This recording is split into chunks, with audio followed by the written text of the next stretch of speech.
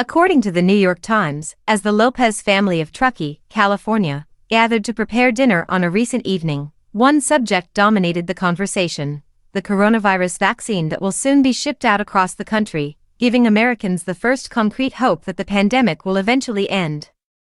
Enrique Lopez, 46, who runs a snow removal business, explained how he was trying to persuade his skeptical employees that the vaccine was safe. His wife, Brienne, 41, a middle school teacher, said she was desperate for the vaccine after a September bout with COVID-19 sickened her for weeks. Their 2 daughters just wanted to know if the vaccine would enable them to return to their pre-pandemic lives. "I know a lot of people are scared. They don't know what the side effects are going to be," said Mr. Lopez, who had seen half his workforce stricken with the virus. "It's a risk we have to take. It's going to make us safer and go back to normal." After months of anticipation, the arrival of the first vaccine is near. It lands in a country that is both devastated by the virus and deeply divided over almost everything concerning it. The first Americans will most likely receive shots of the Pfizer-BioNTech vaccine in the coming days, and the government is expected to approve other vaccines as well. Health officials are working to ease public doubts about the safety of the injections, emphasizing that large numbers of Americans, perhaps between 60 to 70%, must get vaccinated to produce a decisively sharp decline in transmission rates. So far, there is work to be done. Stephanie Bennett, a psychiatric nurse in Tulsa, Oklahoma, said she fully understood the importance of the vaccines and expected to be near the front of the line as they were made available. Still, she is torn. "I do have risks in being a frontline health worker," Ms. Bennett said. "But just being a mother, I do have this crushing guilt in getting a vaccine that my child would not have access to at the same time." Even so, Ms. Bennett said she felt doubly responsible as a nurse and a member of the Kiowa tribe of Oklahoma to get vaccinated, in part to help ease skepticism among her neighbors. "There's a lot of distrust in our community," Ms. Bennett said. "I want to show people, at least in my family and my community, that this is safe and we've got to do this." Still, wariness persists, even for some who know the toll the virus can take. Maria Isabel Ventura, 59, who lives in Blythe, California, a rural area near the Arizona border, saw the dangers of the virus up close on November 22. That was the day she rushed her husband, gasping for air, to the emergency room. Her husband, Alfonso Velasquez, a farm worker, spent 2 weeks being treated for a severe case of COVID-19. "Why not start with vaccinating the president and the people who developed the vaccine?" asked Ms. Ventura, a Mexican immigrant who makes ends meet by cleaning, waiting tables and cooking. "I am afraid more than anything of this vaccine, because we don't know what reaction we will have to it. Maybe in a few months we'll know more." An Associated Press poll, released this week, found half of all Americans ready to take a vaccine, with a considerable partisan divide. 6 in 10 Democrats said they would get vaccinated compared with 4 in 10 Republicans.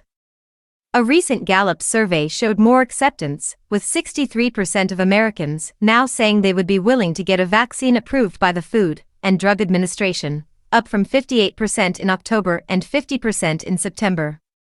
The authorities are working to dispel doubt about the vaccine's safety and enduring concerns over unethical examples of medical research in the United States, especially in African American, Latino, and Native American communities that have been hit especially hard by the coronavirus, but remain wary because of historical abuses by the medical system.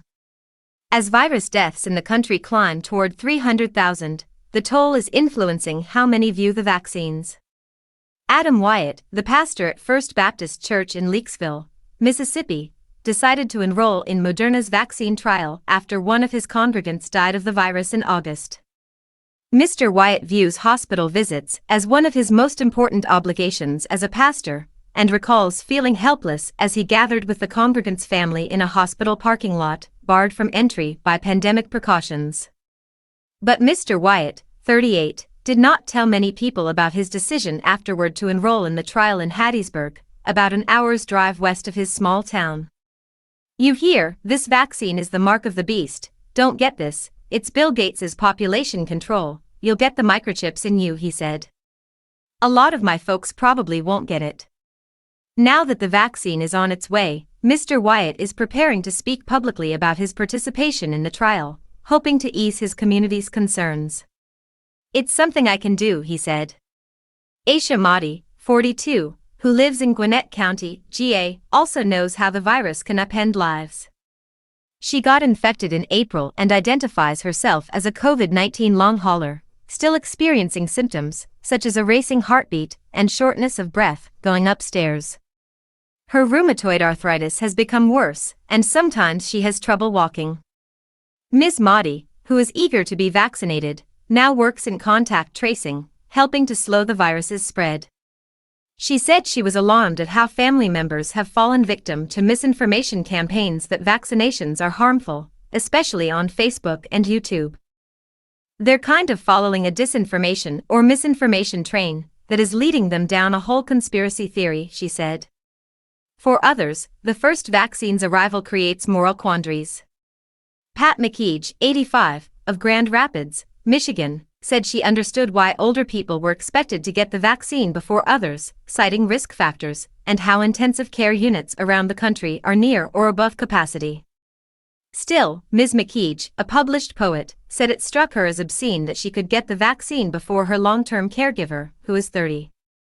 I told her, I have lived my life. You have not, she said.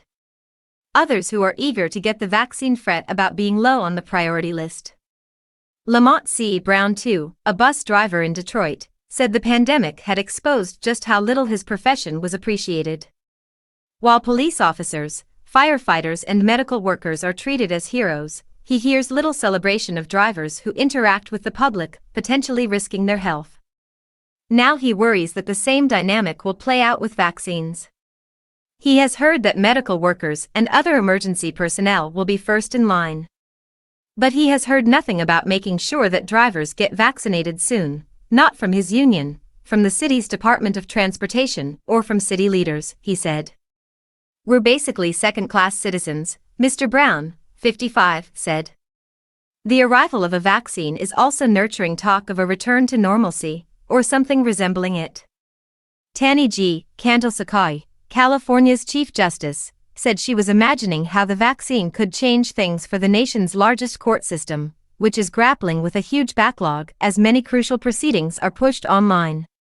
If you envision the Supreme Court, every door is open, people are in the hall leaning against door jambs, talking, chatting, laughing, Chief Justice Candle-Sakai told reporters on a Zoom call this week. That's now completely absent, and the place is silent. She and her colleagues have debated whether judges and other court officers should be given priority for a vaccine. No one, after all, would deny that the courts were an essential function of society. But Chief Justice Candle-Sakai said she ultimately came to believe that judges could not stand on title and be vaccinated before emergency workers and nursing home residents. We think that others need to go first, she said. Brian Diaz, 15, of Nuevo, California, is also yearning for normalcy. Distance learning has been difficult with his 7-year-old brother, Kevin, vying for his attention, and he misses playing video games and kicking a soccer ball with a friend he has not seen since early in the year. I feel excited that there's a vaccine so we can go back to the school, he said. Brian, whose father is a mechanic and mother is a homemaker, knows several people, including his godfather, who have contracted the virus. But his parents, Mexican immigrants, are suspicious of the vaccine. We talked about it, but my parents don't want us to try it until it's 100%, he said. They want to be sure it's safe. David Levitt, a novelist and professor of English at the University of Florida, said the prospect of a vaccine had given him a feeling he had not previously experienced during the pandemic. Well, this will end. I never really allowed myself to think about how it will end. When it is over, Mr. Levitt looks forward to traveling once again to Italian book festivals. But then he reflexively reins himself in. After all, Italy thought it had conquered the virus after a brutal spring, and that, Mr. Levitt says, turned out to be wishful thinking. He does not want to fall prey to delusion. So as he waits to find out his position in the vaccine line, he lives by a motto he attributes to one of his favorite Mel Brooks movies, The 12 Chairs. Hope for the best. Expect the worst.